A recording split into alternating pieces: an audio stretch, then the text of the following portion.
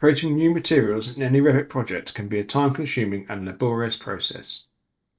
You have always been able to create new data and information in Revit models using Ideate BIMLink. Now you'll be able to create new materials in your Revit projects too. Ideate BIMLink now includes a new link definition, Material Create New. This link shows all the materials that are currently in the project. By adding to this, you can create new materials.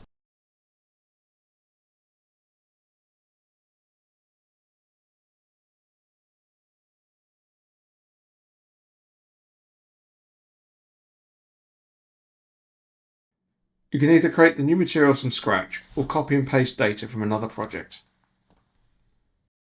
In this example, I'm creating the materials from scratch.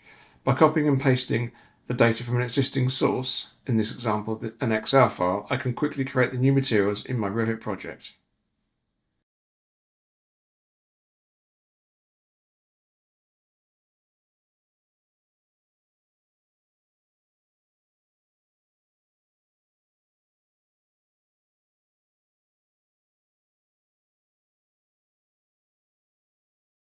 After importing the Excel back into Revit, you can see that the new materials have been added to the project.